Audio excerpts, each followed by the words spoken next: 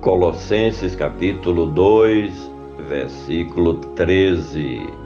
E, quando vós estáveis mortos nos pecados e na incircuncisão da vossa carne, vos vivificou juntamente com ele, perdoando-vos todas as ofensas. E quando vós, o escritor se refere ao tempo pregresso da vida dos seguidores de Cristo Jesus na cidade de Colossos, de quando eles ainda não haviam se convertido pelo poder do Evangelho das Boas Novas de Cristo para uma nova vida, conforme a nova aliança da graça de Deus em Cristo Jesus. Também pode ser que o apóstolo esteja se reportando ao tempo em que os gentios ainda não possuíam a possibilidade de salvação e vida eterna, porque antes da vinda do Messias, as promessas, a aliança e o pacto foram feitos exclusivamente com Israel, os descendentes de Abraão, de Isaque e de Jacó, o povo de Deus. E quando vós estáveis mortos, vivos na carne, porém mortos em espírito, conforme as promessas de vida e vida com abundância. Antes de se converterem ao verdadeiro cristianismo, pelo poder libertador do Evangelho de Cristo, todos os irmãos que faziam parte da Igreja do Senhor Jesus, ali em Colossos, não passavam de cadáveres ambulantes e perambulantes, porque estavam vivos no corpo orgânico, porém a alma e o espírito estavam mortos diante de Deus. E essa é a realidade de quem não vive para Cristo, vivos no corpus, mas mortos espiritualmente diante do Criador de todas as coisas.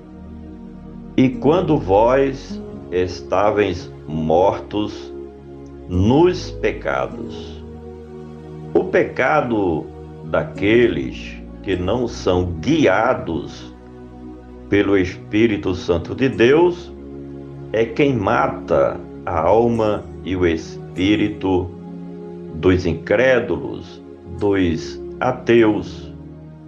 Quem vive para as concupiscências da carne e para a soberba da vida, mesmo vivo no corpo físico, mas está morto na alma e no espírito, porque estão separados da vida de Deus. Mas quem vive para Cristo e com Cristo Jesus tem em si mesmo a vida plena, porque o pecado já não tem efeito e poder sobre a sua vida espiritual.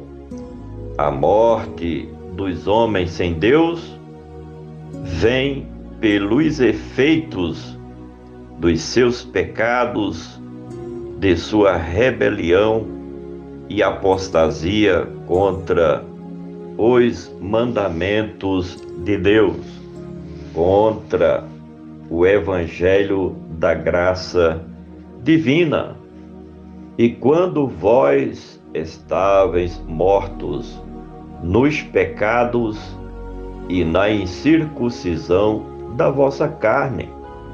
O pacto da circuncisão foi feito com Abraão, Isaque e Jacó, e também os seus descendentes depois deles.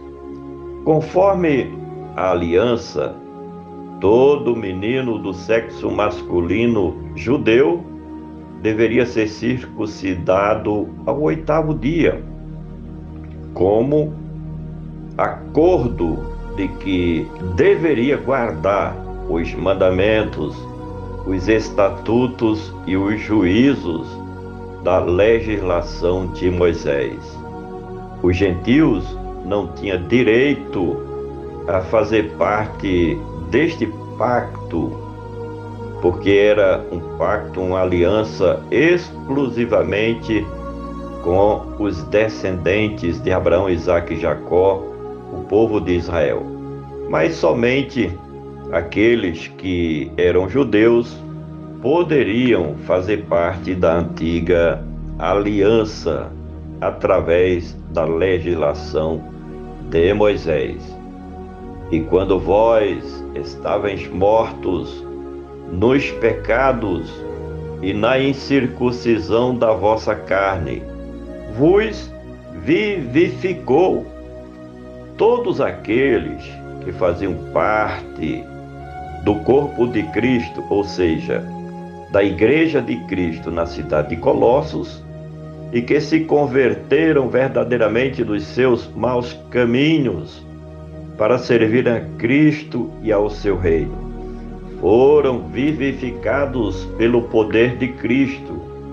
Assim como Cristo morreu pelos pecados do povo, mas ressuscitou dentre os mortos para nunca mais morrer.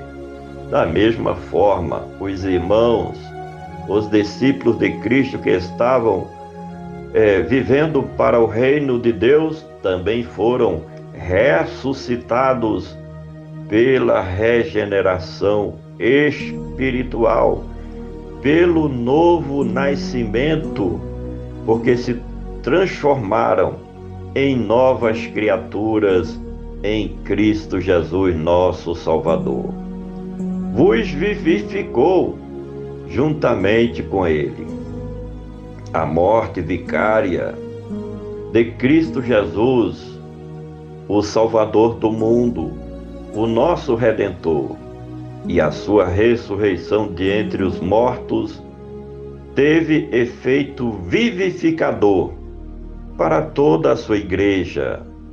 O escritor desta carta assegura aos seus leitores que eles podiam ter esperança de vida eterna e salvação em Cristo Jesus.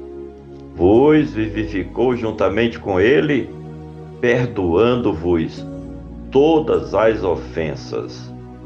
O resultado da redenção, feita com sucesso pelo Cordeiro de Deus, que tira o pecado do mundo, Jesus Cristo, foi justamente o perdão das ofensas praticadas por todos aqueles que se converteram verdadeiramente ao reino de Deus.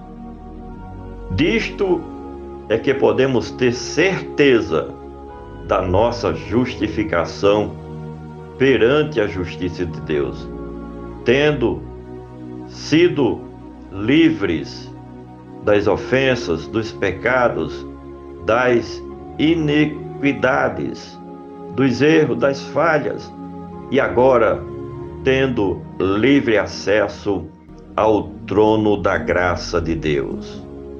Por gentileza, compartilhe este comentário. Vamos juntos semear a palavra do nosso Deus.